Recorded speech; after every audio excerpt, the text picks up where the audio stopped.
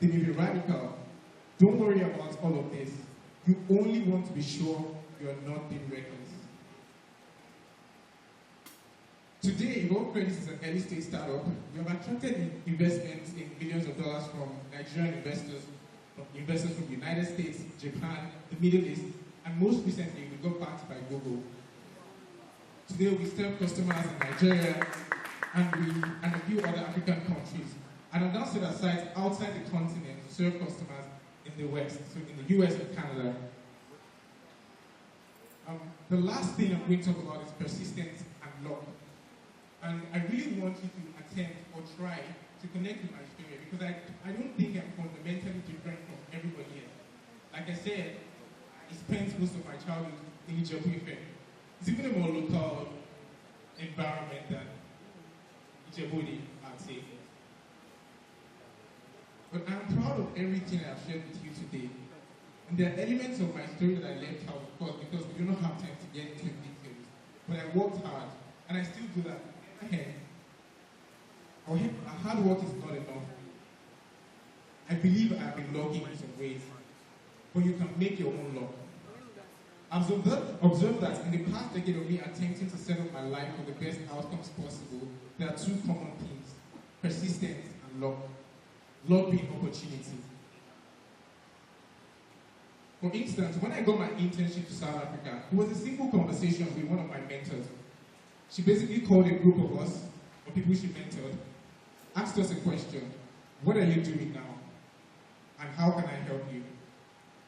Interestingly, the night before that meeting, I was with my cousin. He's a medical doctor. I was living with him at the time. And he said, when you get to the place tomorrow, ask Miss Lara for an internship at ALA in South Africa. And I was eager.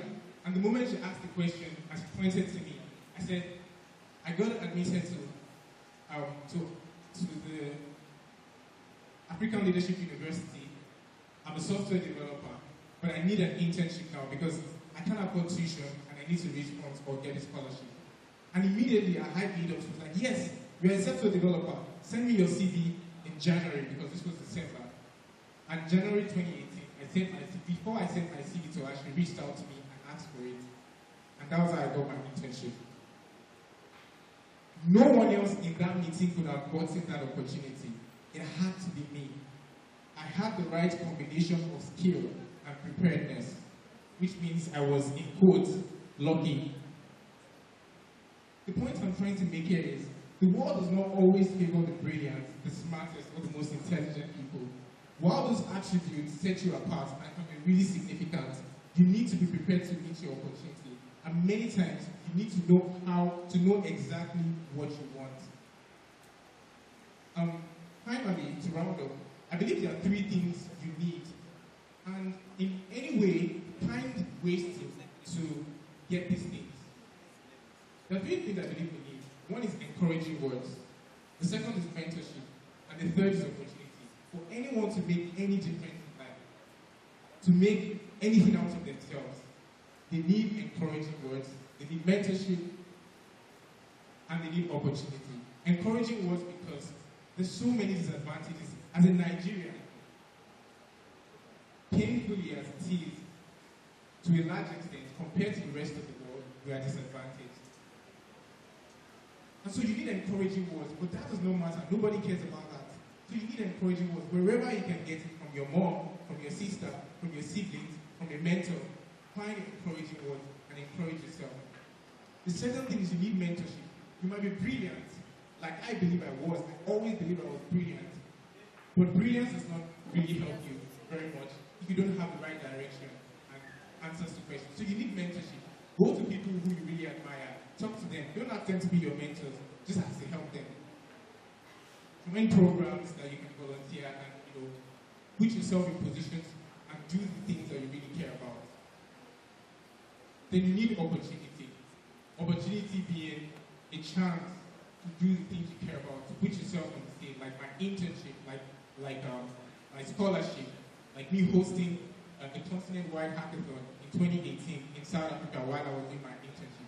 Someone gave me that opportunity and it helped me grow. When I reflect on my life, some of the advantages I have and deeply appreciated my family. My big brother is a big inspiration to me. My mom, as a primary school teacher in Ijebu, took a loan to buy me a laptop when I was in SS1 just because she thought it was good for me.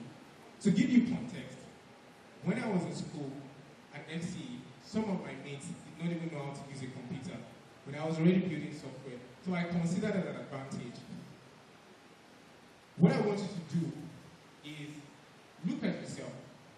There's positivity, there are things in your life that are advantages to you. Like me, I got my laptop at SF1. Someone else got theirs in GSF1, or someone else got theirs in year 3 of university. Regardless of that, think of those things that are advantages to you, things that are positive. Take them, acknowledge them. Think about your disadvantages as well. Embrace them, accept them, because that's the first step to moving forward. Acceptance and acknowledgement are very important tools. Acknowledge your advantages, own them, do not be shy about them. Similarly, and accept the disadvantages that life has presented to you. Take all of that and move forward so you can create your own law.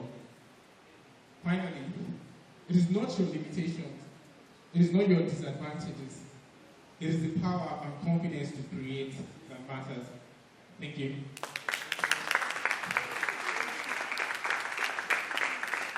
Thank you very much. Thanks together for Daniel. Daniel Osineye, Founder and Chief Technology Officer at Go Credit. I found it very difficult to put my thoughts together in preparation for this event. And the reason is because at a very critical point in my life where I have to decide the kind of person I want to be, the kind of man I want to be, the kind of human being I want to be.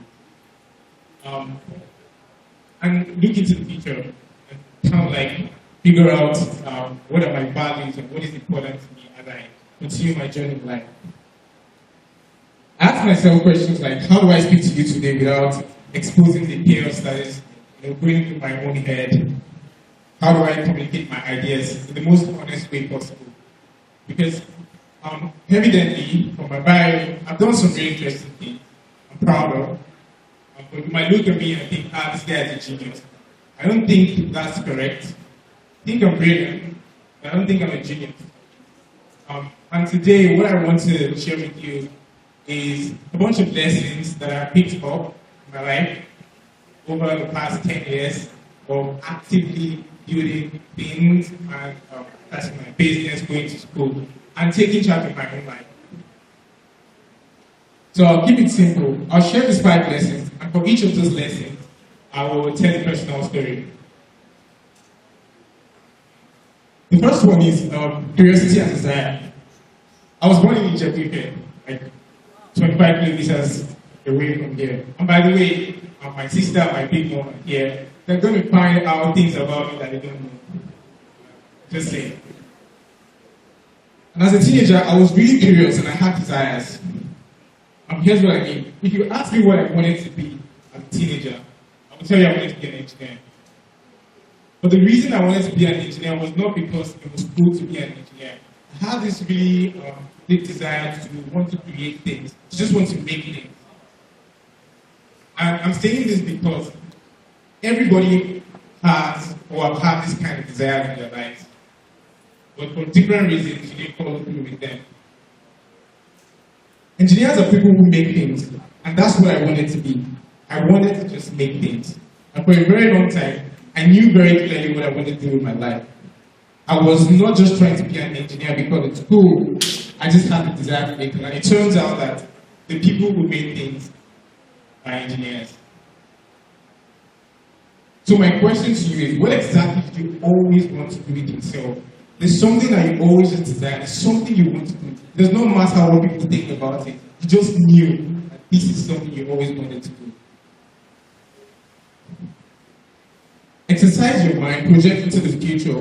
What would you enjoy doing for the rest of your life? All things being equal, and just start doing that now.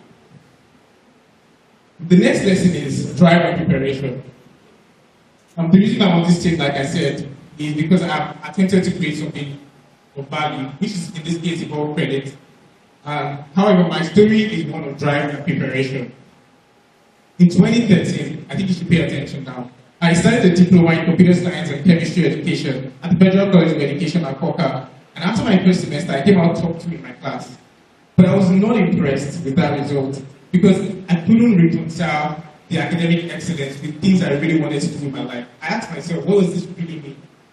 Why does everybody think I'm brilliant? Because I don't even feel getting these grades. In an interesting way, this was preparing me for everything I am doing today. I just never really knew it. So I started spending less time going to classes. I'm not giving any advice here, but I started spending less time going to classes. I'll spend more time in the library writing code. While I was doing all of this, I was still doing pretty good in school, in my class. I just wasn't paying much attention to it because it didn't really matter to me. The lesson here is to do things you really care about. You owe yourself that responsibility, and you owe the world that responsibility. You are unique in your own way, and without your own special piece, the world is definitely missing something. What I'm saying here is prepare yourself by doing what you truly want. Another way to think about this is to ask yourself, what would I like to do when I wake up? Measure it up against 2 things. Does it scream responsibility?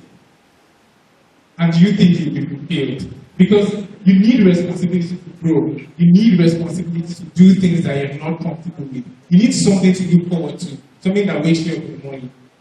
And then you need it to be fulfilling, because it's easier to be responsible when the responsibility makes you feel fulfilled. The next thing is courage. As you progress in life, you will encounter obstacles and opposition, and this is where courage comes in, like Professor Imisi has said the same. I've had to be courageous many times in my life, and I'll tell you 2 stories. I'm not a rebel by any stretch of the imagination, but I skipped classes to spend time coding. Every time I missed a lecture, I worried about how I would catch up, what my lecturers thought of me. Remember, I was one of the best students. I wondered if I was making a mistake.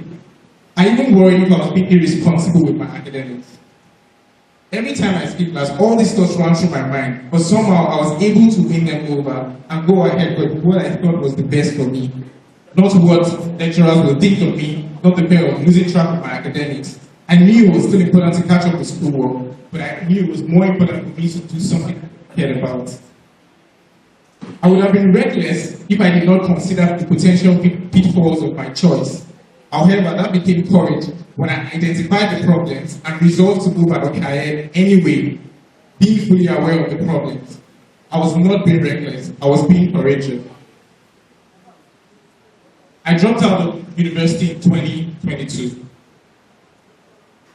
In 2019, I received a full all-expense-paid scholarship from the MasterCard Foundation to study at the American University of Beirut in Lebanon, to study computer science and philosophy as a minor.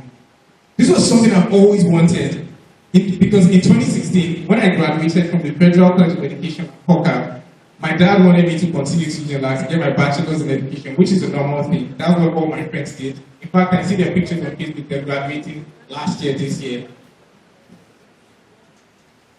But I told him to give me 1 year to figure out what I really wanted to do with my life. If I made no significant progress, I'll do what he wanted me to do, which is get a bachelor's in education.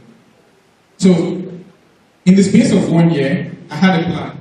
I would apply and get accepted to the school of my choice, because he wanted me to go to school, and make sure to get a full scholarship, because of course my parents couldn't afford the fees. While I was doing that, I would continue doing what I really cared about, which was making things. I had 1 year to make sure I don't end up in the University of Lagos.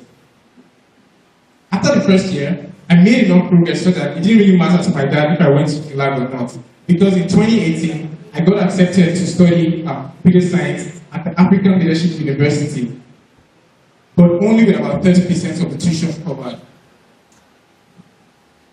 We couldn't raise the rest of the funds, so I had to defer my education. However, I persisted, and I got an opportunity to intern at the African Leadership Academy in South Africa, such that after my internship was when I received the full MasterCard Foundation scholarship.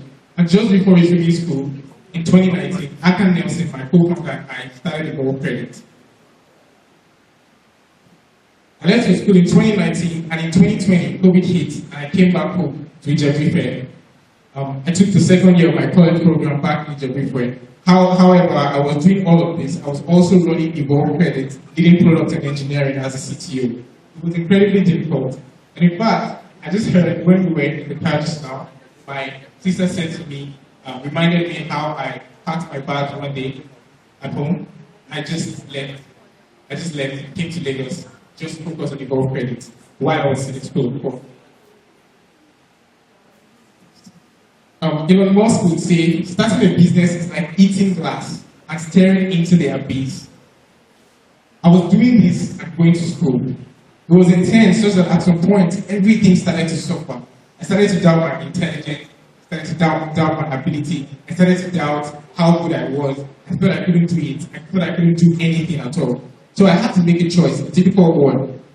And towards the end of my second year, I knew I had to pick between my startup and school. It was very clear. It was like picking between my mom and my sister.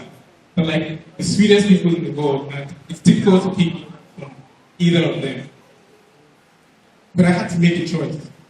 So first of all, I took a gap year in 2021 to focus on building Evolve Credit, and in 2022, I dropped out completely. This is